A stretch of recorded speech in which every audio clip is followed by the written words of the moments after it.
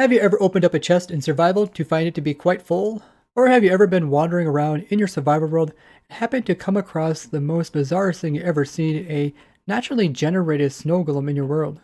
Hello there, Ray here, and today guys we will be looking into part 3 of things that no longer work in future versions of Minecraft. Last time we looked into a wide range of different types of tricks and glitches that were removed in 1.13 and above versions. If you haven't seen part 1 or part 2, I'll link them down below. And in this video we're going to look at the last few treasures that no longer work in 1.13 and above. As you guys know, on the Protech SMP server, which is the oldest vanilla server, we like to collect rare and discontinued blocks, items, and entities that go discontinued in past versions. So we keep a very detailed list of everything that changes when new snapshot comes out, and even things that change that the developers don't tell us about. If you'd like to know all the different types of rares between versions, I've made 2 playlists which you can find down below. One going into just rare mobs, another one going into rare blocks and items. And we also have a Google document which we're trying to have a complete list of different rares and discontinues for each of the versions of Minecraft. So if you guys want to help participate in this, you can find that linked below as well. First up is the ability to get 5 chests in one. This is actually possible in survival and has been shown to work by 2 of the Protech members, Example as well as Johnny595. There's actually quite a few slots here in this chest, as you can see, as it is actually 5 chests in one. You can get this by manipulating dungeon generation for it to generate a couple chests all pointing into one location, or by using save chunk state shown by Protech member Earth Computer. In your versions this is no longer possible, as when you would update your world you just find the chests to look like this, and if you access the very center one like I did last time, you only have access to these 2 chests instead of all 5.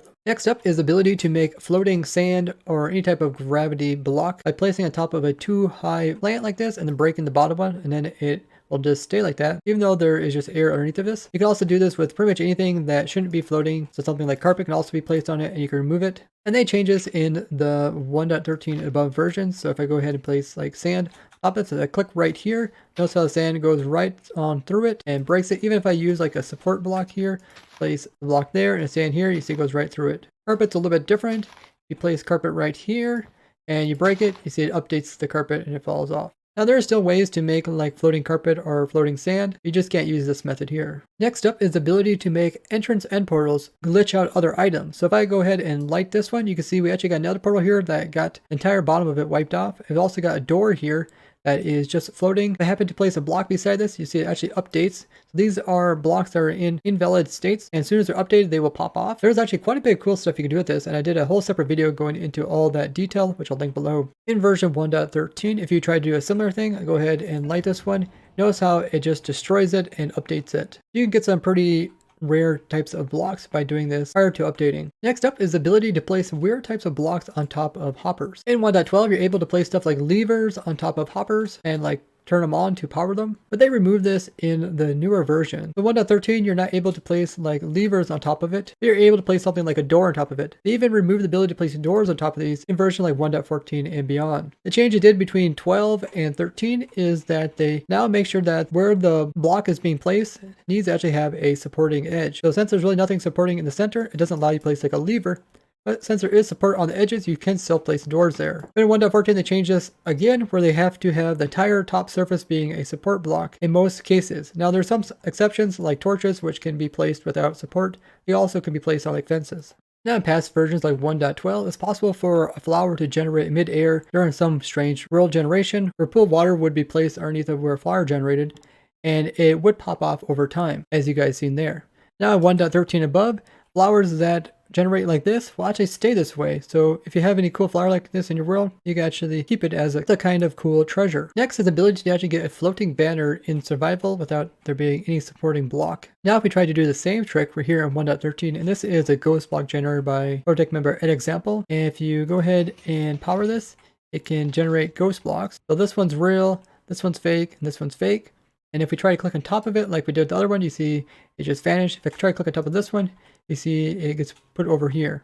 So this is the only real block. All the rest are just ghost blocks. And this generator works 1.13, but I go into more detail how this works in the other video, which I'll link below. Now the way that chunks populate does change. This also affects the switch, which is the crazy little device that I showed as April Fool's video, where with a flick of a switch, you're able to make entire forests burn down within seconds, or make water travel thousands of blocks instantly. You can do tons of insane stuff in survival, and we actually have this on the Protech SMP server. And if you're curious about all the crazy stuff, I'll link it down below. ago. This has been fixed in 1.13, so it no longer works. Now they also made a change after 1.12, so it's no longer possible to use RNG manipulation to manipulate what type of mob you want to spawn in the game of Minecraft. This is a really cool discovery by a few of the Protect members that showed it is possible to do something like make a lightning farm that always produce lightning in a very particular spot on demand, and make sure that every single lightning strike produces a trapped horse, which then can in turn produce these horsemen. This is some pretty crazy stuff that was all possible in survival. We actually took advantage of this on the Protect SMP server by producing a lightning farm. We got millions and millions of these guys, and we actually sorted them out to find some extremely rare variations, which are more rare than 1 in a billion. And we'll probably take advantage of this some more before updating the Protect server to the newer versions, because getting some of these extremely rare mobs in the game of Minecraft is almost impossible without using some type of RNG manipulation. You guys can look forward to that in a future video. And if you'd like to see how crazy Lightning Farm is, I put some really epic links down in the description about it. They also made a change to water, so it's no longer possible for items to stay at the bottom of some water. This probably wasn't used by a lot of people, but it is a noticeable change, as when items go to the bottom, they'll eventually float back up to the top. The next one on this list is so extremely rare, we don't even know if it's possible, but in theory it is. This is the ability to get a snow golem naturally in the game of Minecraft without any players or endermen actually placing down any blocks. The way that this works is that you can get snow like this in the game of Minecraft with natural generation. This occurs in ice spikes, but what can also occur is that the game can decide to place down some pumpkins. If there happens to be pumpkins near a biome where there is snow, there could be a pumpkin that generates right here, and this would actually produce a snow golem in versions 1.12 and below. In the newer versions, they change it so that there's no longer these pumpkins with the faces on them, but instead there is these type of pumpkins, which will not generate a snow golem if you would place them like here.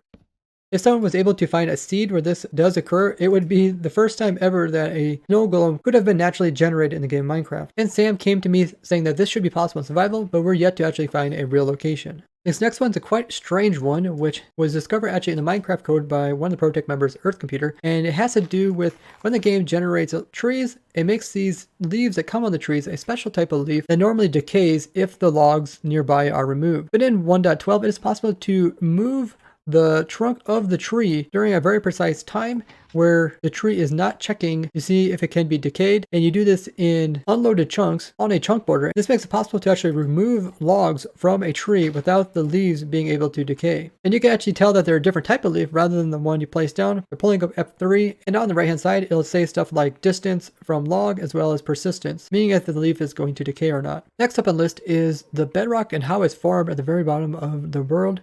You can see here we are in the overworld. We're looking at some bedrock formation, and the way the game kind of generates this is predetermined. So if I look at this formation here, if I go to the same world, the same seed, it should look exactly the same. So if I go from like a 1.13 world, then open up a new world in the same seed, you can see we have the same type of bedrock formation. But they did change this, so this is exact same seed, but this is in 1.13. And if I flip between the two of them, you can kind of see that the bedrock formation is quite a bit different. Here we have a hole right here at 1,000, and here there is no hole. The biomes are the same, they're both in an ocean, but the way that the game generates in the bedrock has changed. But if you're trying to look for a special bedrock formation using like 1.12 bedrock location finders, it's not going to work the same as in 1.13 and above. I asked 3 prominent Minecraft generation experts, Matthew Bolan, GeoSquared, and Captain Wutex. And they said the changes have to do with them revamping the random stuff in 1.13. Now they have their own class with custom seating. This one is kind of a technical one, which is holding down keys while able to leave the window. So in the past, you're able to actually hold down a button. Let's say I'm trying to place down blocks, so I'm holding down my right click button. Then you could press F11, and then when your screen goes black, you could lift up the button,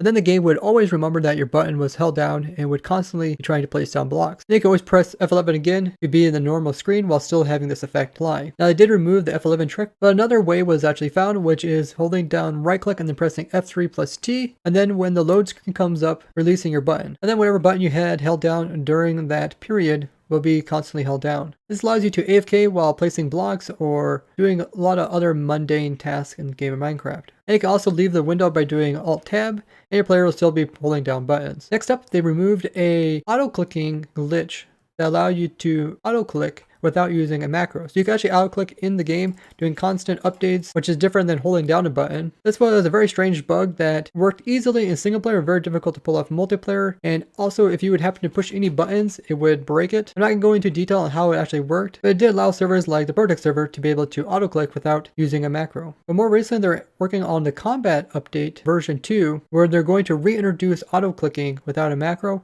They're actually adding it as a feature where you can just hold down your button and then your player will just automatically whack about once every second. I'm really excited for that because that will allow players that have to do tons of spam clicking and will save from people from damaging their fingers over time. Next up is kind of a weird bug that was introduced and removed. And this was the ability to place minecarts onto rails if there was a minecart already on top of it. Now, this was something that was easily done in like version 1.12. You could just click on the rail and keep placing more minecarts. But in version 1.13.0 as well as 13.1, and then they made it so that if you want to place a minecart on a rail, as soon as you place one, the entire rail would just kind of vanish from being able to be clicked on, make it impossible to do those cool little tricks where you stack a bunch of minecarts off and they take off in the distance. But they did bring this back in 1.13.2, so you're still able to do this. Next up was the removal of a bug to do with the mobs able to control their own minecarts. Mobs who used to be able to kind of think they could pathfind when they're inside of a minecart and would attempt to try to walk to different areas. This would make the minecart actually move. So a villager like here could actually move over to here all by itself without being pushed. This was obviously very game breaking for people trying to move stuff with minecarts, and some people were using this as kind of like a random generator as a mob would randomly move. They went ahead and fixed that. They also made changes to do with doors. They essentially changed the way villages were kept track of, with villagers and doors, and then they actually reverted it back because there was quite a upset among the Iron Farm community on how they changed doors. It later went ahead and completely changed the way that villages were made in 1.14 with the Village and Pillage update. During this time, they also changed the way that iron golems spawn into the game and what areas that they check. This also was reworked in 1.14. They also made a change to pumpkins in version 1.13. Old pumpkins like this will actually get changed over. So I got a couple different variations here. I got some that are on stone, some that are on dirt, some that are inside of chest. Let's update them to 1.13. Now we're here in version 1.13. You can see the pumpkins that were here on grass turned into the new pumpkins without faces. The ones on stone kept their faces. These were on dirt and they also got converted over. Look in the chest, we see all the ones that we kept in the chest are now already converted into carved pumpkins. So it's possible to keep your old pumpkin faces by keeping them in a chest or keep them on stone, or you can make sure that they do get converted over by putting them on grass or dirt. Now changes that they made to pumpkins, and now there is normal pumpkins as well as carved pumpkins, and there's still the old jack-o'-lantern. Jack-o'-lanterns will still produce iron golems. If you try to just put a normal pumpkin on, it will not. You need to make sure that it's one of the carved variations. They also made a change to do with zombies and the way they pick up items. In the past, you could give zombie two different types of armor, one that had durability removed from it and one that was enchanted, and the zombie wouldn't know if he would like the one with no durability better or the one that wasn't enchanted. You could make an armor sorter by giving him one and then giving him another one, and he would drop one of them and pick up the next one. But they changed it so that now he will just take the stuff that has the highest enchantment. So the one that was enchanted, he put it on and he dropped the one that had low durability. If I turn around and try to give him this one once again, you'll see that he'll just leave it on the ground and he won't pick it up. And that's something they changed in the version, so you no longer can use zombies to actually sort out armor in this way.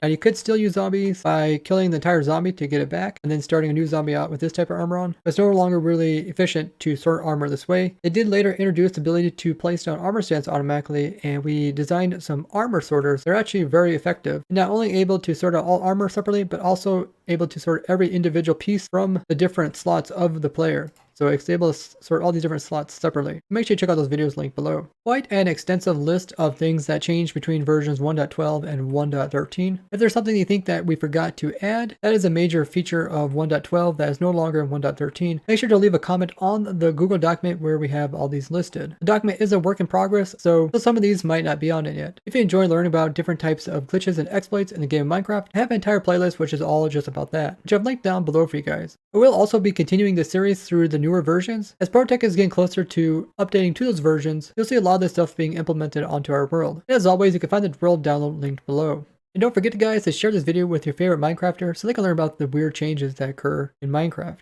As well as leave a like on the video. Thank you guys for watching. I'll see you guys in the next one. Bye bye.